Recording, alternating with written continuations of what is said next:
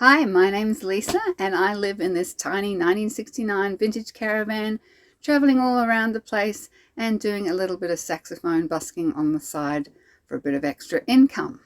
This week I'm going to take you behind the scenes of my caravan life and show you the not so glamorous parts of it all. How's this for a campsite view? Hey? Not bad, is it? Not bad at all. Got my kayak out. Today is one of those days where I just need to just be still, which is fine because I'm not going to be kayaking today. It is windy, but it is cool, which is wonderful. And when I say cool, I mean like 28, 29 degrees, which in comparison to what I've been dealing with is lovely. When I can open the van up and open the windows and open the door and enjoy this fresh air. I'm so in love with this place. There's nobody else here. It's Monday. The weekend water skier crowds have kind of gone. A lot of the caravanners that were here when I first pulled in have gone. And it's just me again.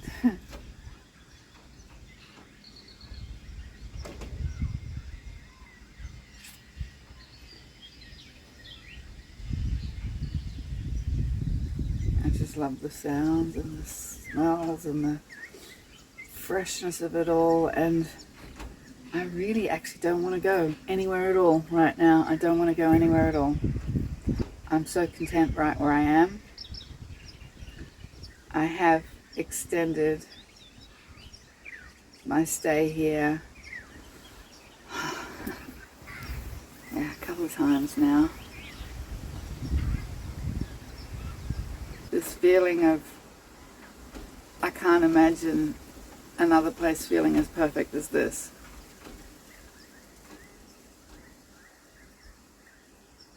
But I've been feeling that a lot. Like I felt that at Nindigully at first, and then I felt it at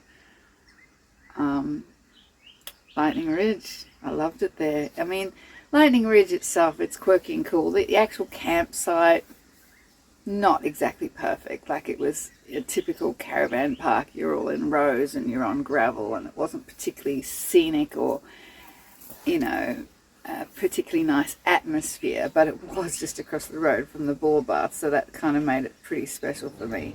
I'm in one of these mind spaces where it's just I have no energy or motivation or desire to create, produce, achieve anything at all. Yeah, I just want to be still. I just want to be still. Appreciate this moment as much as I can. Good morning, my beautiful people. Gosh, it's been a pretty crazy 24 hours for me. Yesterday was probably the lowest I have felt. It's been, I think I just added it up, 47 days on the road since I left Mullaney. And it's interesting because I did talk about it being my 40 days in the desert, just something I needed to do. And as frustrating as it has been to deal with unexpected things like a crazy unexpected heat wave that saw temperatures rising to like 17 above what's normal for that time of year and crazy stuff.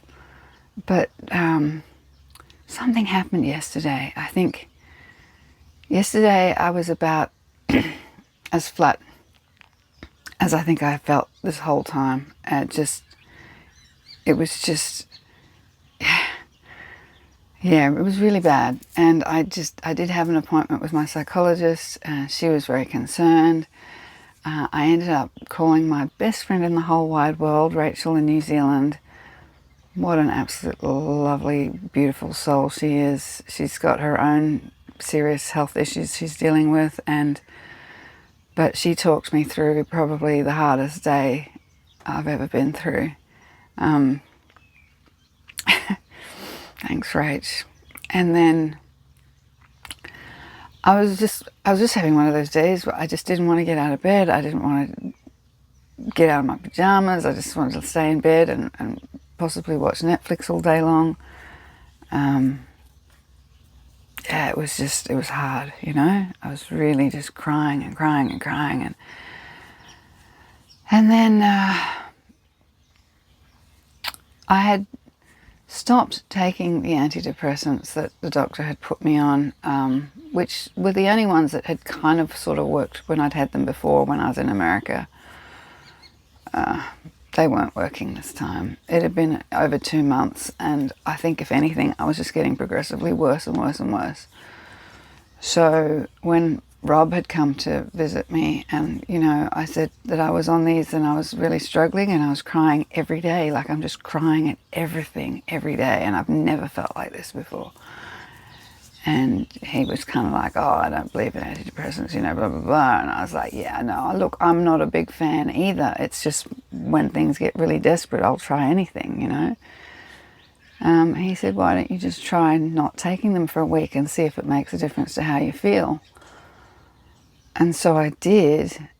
And yeah, I think yesterday was kind of like I guess the complete kind of coming off them type thing, because my head felt really strange. Like I had this, like I could literally hear the liquid moving around inside my brain. Like it was like this all day long.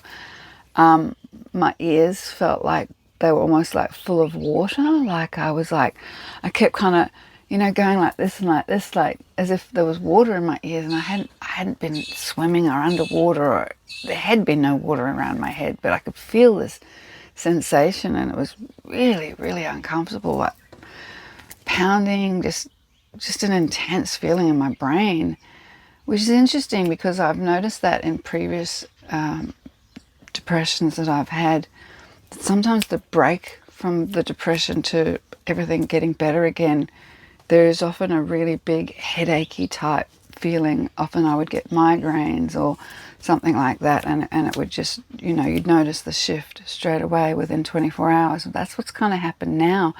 This really uncomfortable head feeling, despite me feeling absolutely terrible. Like, honestly, from somebody who suffered recurrent depressions, I can honestly tell you, I don't think I've ever felt quite that bad and that low as this past sort of few weeks that I haven't really been showing you, because like I said, all the video of me crying and just feeling absolutely terrible, I've just edited out as much as possible to try and stay upbeat and positive and not be too depressing for you guys. You know, you don't have to suffer my depression, right? So yeah, I forced myself yesterday. I was like, you know, you feel like crap, you don't want to do anything, you don't want to move, but physical activity does help. So get out there, get on the kayak, make the most of this beautiful situation that I'm in right now. I love where I'm camped so much right now that I literally don't want to leave. Like, it's like paradise, like El Campo Paradiso, you know. It's so good. And I'm like, if you don't appreciate this for the last few days that you're here, you're going to regret it for the rest of your life, because this was as good as it gets as far as I'm concerned. It's really going to be hard to leave, because this has been perfect for me and the perfect place to just stop. So I went out there and it was like 4 o'clock in the afternoon. I wanted to get out before the jet ski boats often come around, you know, sunset, I guess, after work. They spin around a little bit. And it was just going to be a little paddle with me and Pixie. And we ended up doing the whole length of the river up to the weir and back, which is over 8 kilometers. And I noticed it as I was paddling. I was like, this sort of shift in my head where it was like, I do have a lot to be thankful for. I am appreciative of being able to do things like this. I'm appreciative of my environment. I mean, I do that. Someone suggested that, like, you know, make a list of everything you're appreciative of every day. I do that all the time anyway. Even in the depths of depression, I will still make an effort to focus on and say out loud all the things that I am thankful for. And when I pray, that's the first thing I say. My prayers are always, thank you so much for, and I just list all the things that I'm thankful for. I did feel a difference. A little bit sore on the shoulders today because I've paddled pretty hard. But this morning I've woken up. Oh, and the other thing was last night, my son, he was driving. He had to go pick something up for a friend, and he was driving late at night. And sometimes when he's in the car, he'll call me, and we talk while he's driving. And we had a really long chat. And he knows I've been struggling. I've been open with him about my mental health at the moment, and he's been like, oh, I'm sorry I haven't called you more often, and very sweet about it, which I appreciated. I said, look, I'm not sitting here depressed because you're not calling me all the time. Like, I understand you're busy. There's no expectations whatsoever, but I just would like to know that, you want to hang out with me when I do finally catch up with you, that you do enjoy my company. And he's like, yeah, I do, It was just really, really nice chatting about what he'd been up to, and I felt my heart was full just from the contact with the combination of my psychologist, my best friend, and my son helped a lot. But I think this weird brain thing was happening, the kind of zappiness in my brain situation. Weirdest feeling. If anyone here has been on antidepressants and stopped taking them, like, let me know if this is a thing. It was really weird. Like, yeah, I could hear liquid in my brain. I don't know what that was about, but it's all seemed to have calmed down. This morning is probably the first morning in the last several months that I've actually woken up feeling not depressed, like optimistic. It's a beautiful day. It's not too hot. The heat, the horrible heatness that we've had over the last couple of weeks has gone, and the nights have been cool again, and the days have been pleasantly high 20s, which is totally bearable.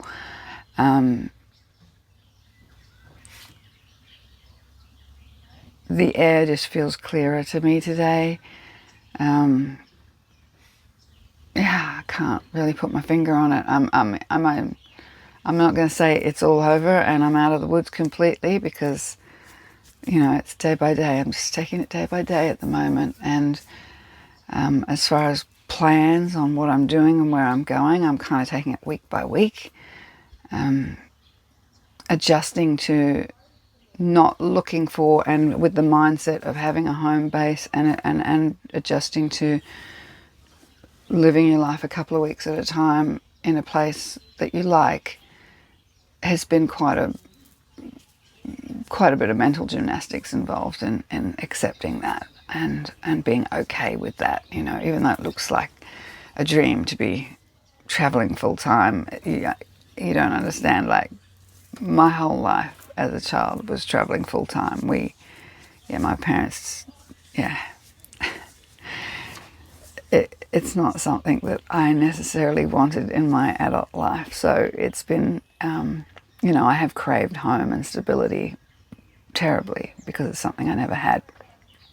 So you should letting go of dreams. It's hard sometimes. It's hard to let go of a dream that you had, which, I'm sure we all do, of having a nice little home and a white picket fence and just having a garden and, knowing your neighbours and having a community and those kinds of things. Like, it's hard to sort of really admit and get to this age and go, you tried, you kind of had it for a couple of brief moments, it was nice, it's not your dream anymore. Your dream has changed. Make your life a new dream.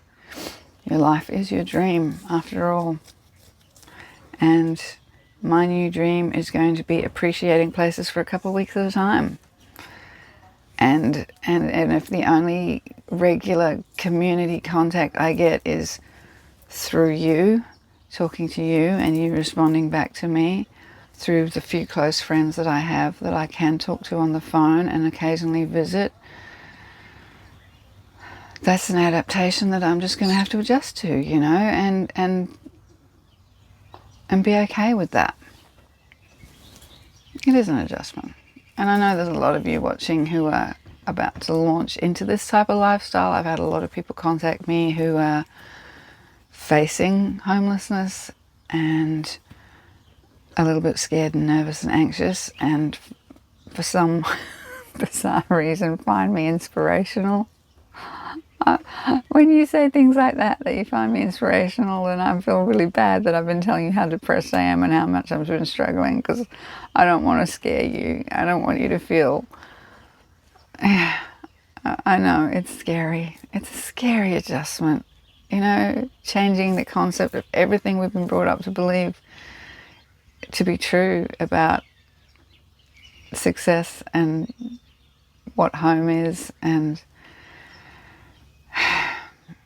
our value as a human being. Like, there's so much wrapped into all of that. It's really hard, but I so appreciate that you guys find me inspiring in that regard. Oh dear, I am not the poster child for how to do this successfully, I don't think at all.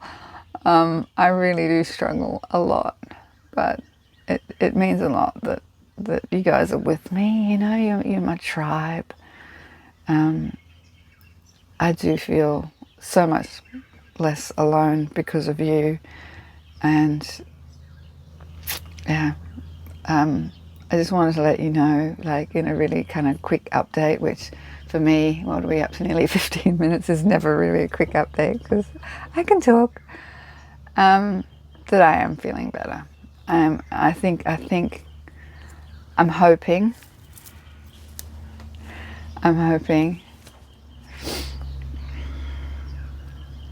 that we've turned a corner and the road is looking a little sparklier from now on. I really hope so, because the timing would be great, because this place here for the last couple of weeks has been magic.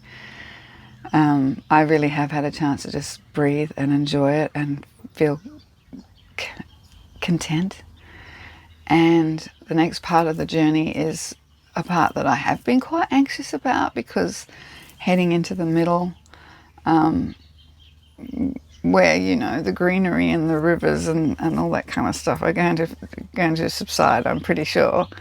But I've looked on the weather for the next couple of weeks. I think it's actually going to be okay. I'm looking at the other side, like, I was like, am I actually going to make it to South Australia? Like, that's the whole goal here, because that's where the caravan came from.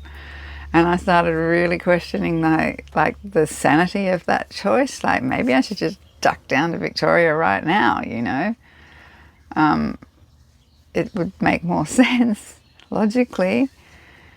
But the weather from pretty much the centre across to South Australia is looking absolutely fine. Nothing too drastic as far as temperature extremes go, and heading into like 20s, you know, maximums in South Australia, which would be quite nice. I don't know if I'll make it all the way to the beach. I should, because that's what happened when I got the caravan. Like, the first thing I did was, when I got the caravan, was I then drove to the actual coast and spent a week on the coast with this caravan. It had 5 broken windows. I got a glazier in and fixed the windows, and I literally spent that whole time, I think it was in West Beach, Adelaide, which I don't really want to go to Adelaide itself, because I don't like cities. But maybe I'll head to some coastal place just to sort of feel the feels of what it felt like to go from coast to coast, you know.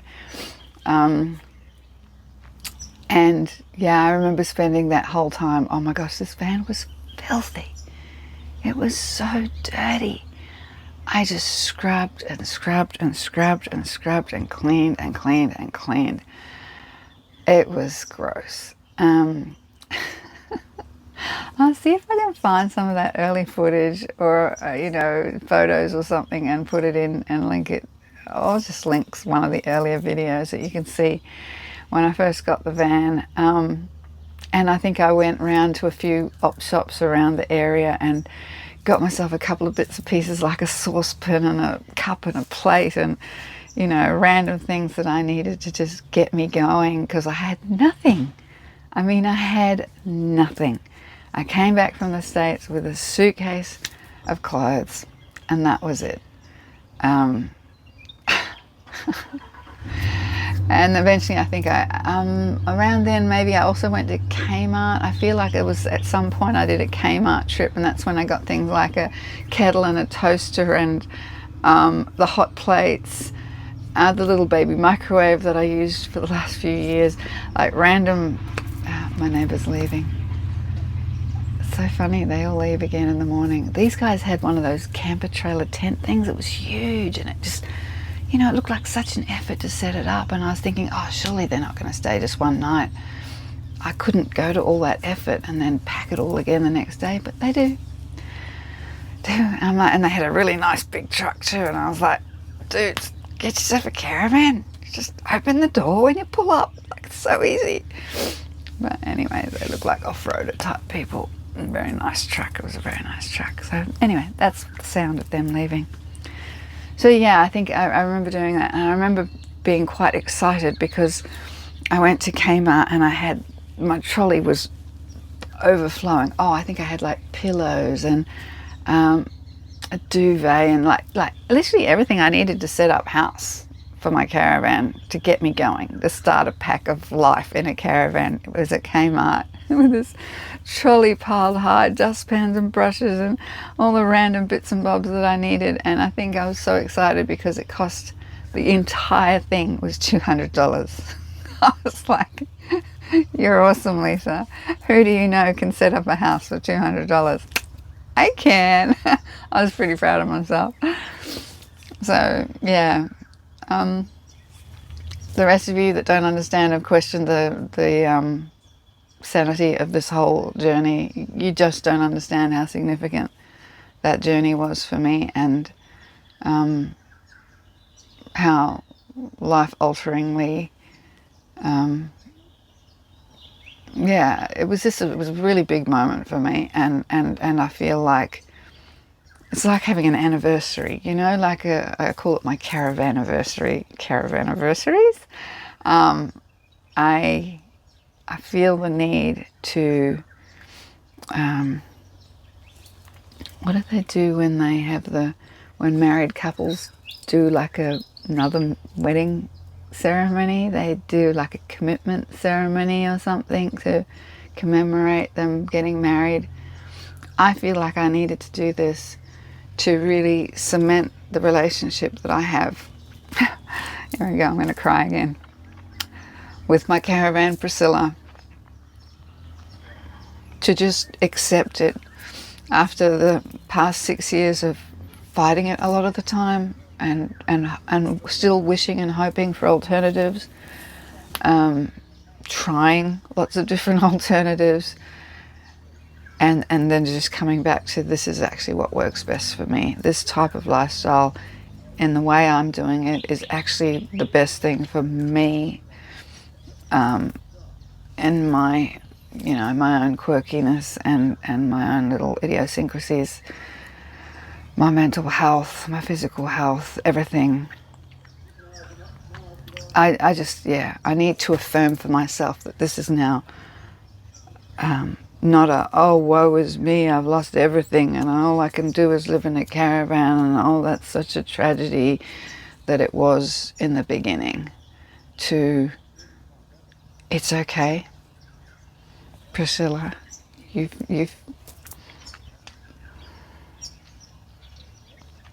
done me good, you've looked after me, you've made me feel home no matter where I was, no matter where I am, no matter what view is out my front door. This is the consistency I need.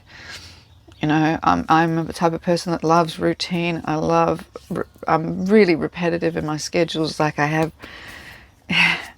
Yeah, I'm almost to the verge of OCD of how routine my day is structured and my weeks are structured, and things like, always filling the water tank on a Friday and always doing the washing on a Monday. Like, I do love a routine, and I love the predictability because it reduces stress for me. I get very easily anxious and stressed, which probably comes from being moved constantly as a child from country to country to country and around the world and on planes and different environments and living in hotels, and just a whirlwind of unpredictability and uncertainty and anxiety for me. So I do crave that. And it's really hard to achieve when you live as a nomad on the road. So my environment around me, my van, is the consistency I crave. Is the when I open my eyes, and quite often I do open my eyes in the morning and go, where am I again? I can't even remember what town I'm in anymore, like it gets crazy like that. But at least when I open my eyes, the first thing I see is familiar every day.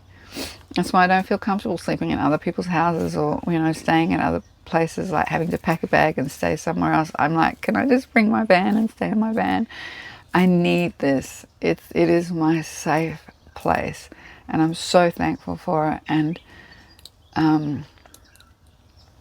And that's what this whole journey was about, basically. This journey is just a celebration of Priscilla, my queen of the desert caravan, a celebration of me and having made it in over 6 years on the road full time.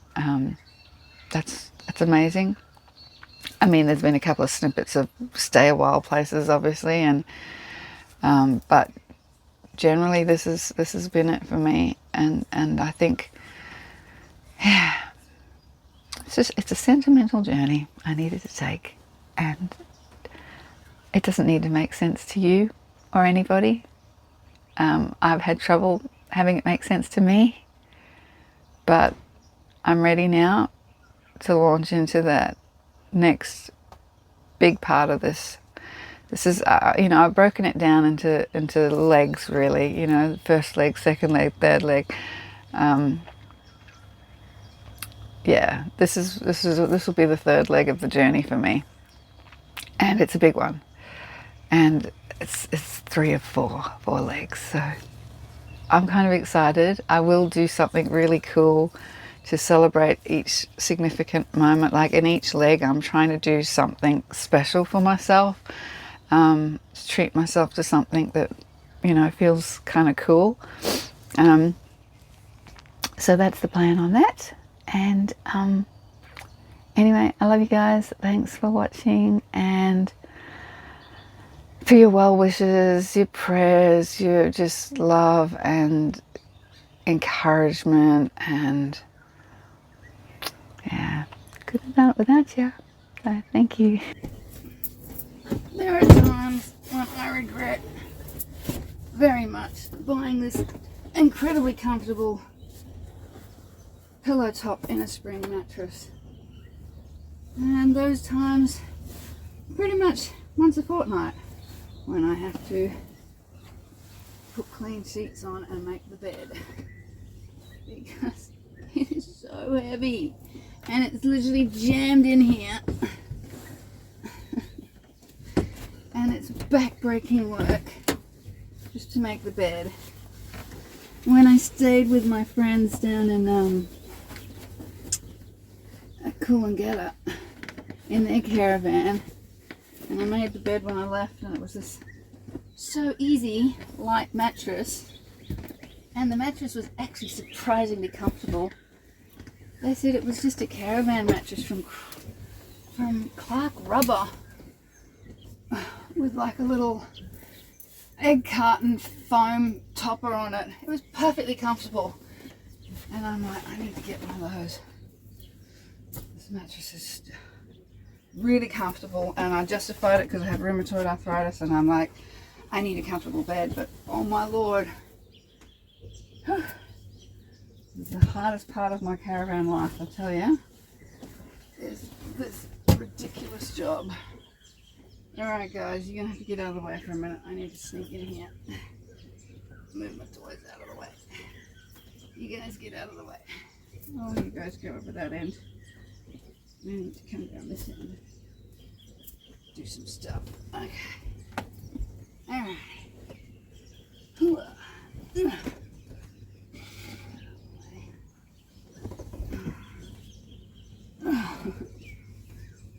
Back-breaking work, I tell ya.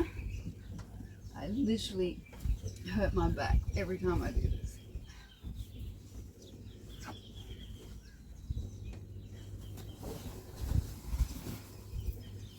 So there you go, there's my another hot tip for van life.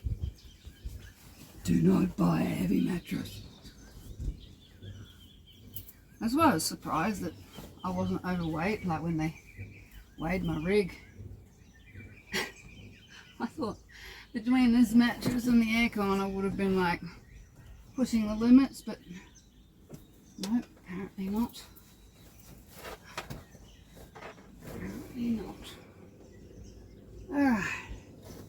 Head down the side, come down the side a little bit. Down the back a little bit. I like a tight sheet.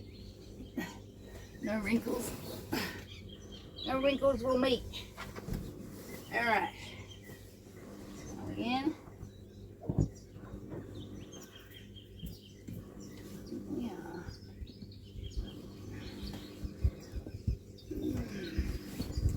Oh my God.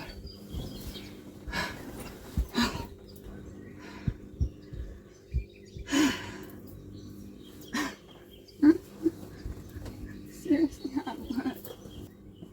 Alright, that's the hardest part done. I actually made it look relatively easy then. I'm pretty proud of myself. Just in case you think that, you know, my house looks perfect all the time, I just wanted to show you. I'm doing one of those big cleanups I do every few weeks and like strip everything, wash everything, and yeah, I haven't really done a strip everything, wash everything thing since Black Butt. So it includes the upholstery and all the bedding and vacuuming the floor and rearranging things that have, you know, just sometimes you go, I think that would be better there, and I kind of move things around a little bit, but this is the chaos that I create when I do this. Yep, it's all a little bit crazy. It's just mess everywhere. Mess, mess, mess. Oh, and I'm drying my bedding on the line in here because I do have a clean sheet on it, and I just didn't want to hang that outside and make it look really obvious that I'm literally washing everything I own. But yep, pretty chaotic washing day at Lisa's place. Let's get my house in order, you know. As I said, like I feel like today I can think straight, I'm motivated, I can get some stuff done. So yeah, it's a mess, but it'll be really pretty by the end. And of course I have to wash Pixie again. That's always the thing I do when I'm cleaning everything. Then Pixie gets a wash as well, because last thing you want is a dirty dog in your clean house and clean bedding.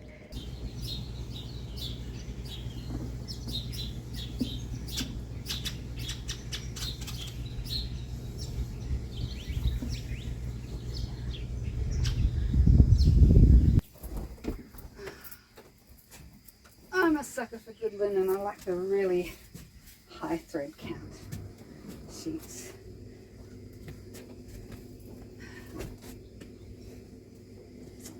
For my glamping lifestyle here.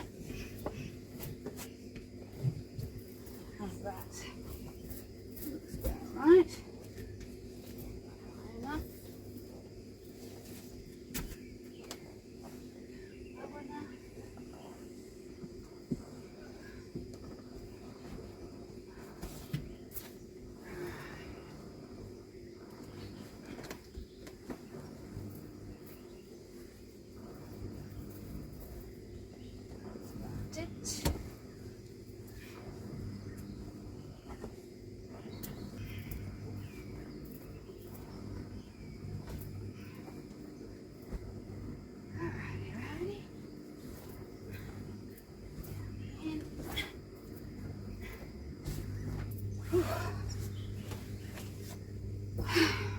job here is done. Put the animals back.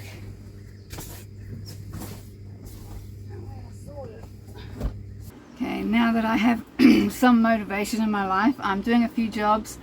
I've been Rosie the Riveter today because I finally got around to doing a couple of riveting jobs that I've been meaning to do for ages.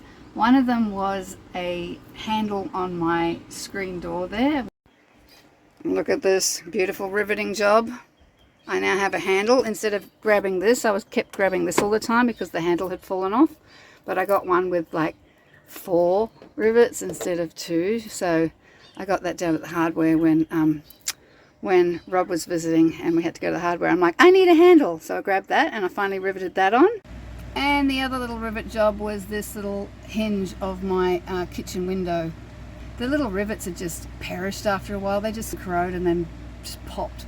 So I did that as well. Aren't they clever? I've also got a very handy pink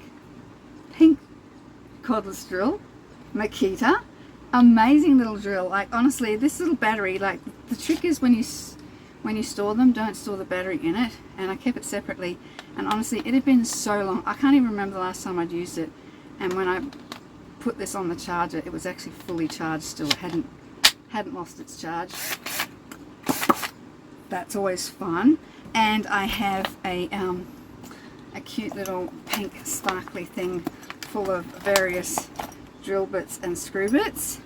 And I know I'm very girly, but this is my you've never seen a toolbox like this. This is a toolbox. It's got scrapers, screwdrivers, pliers, a whole collection of Allen keys, heavy wrenches, just everything I could ever need to fix things, because you know, something needs fixing, I gotta fix it. I think my job is done.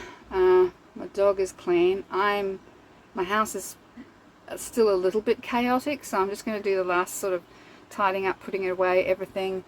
Then I'm going to go and take Pixie for a little walk and have an early night, I think, because I've been very productive today and I'm quite proud of myself. Come on, lazy puppy.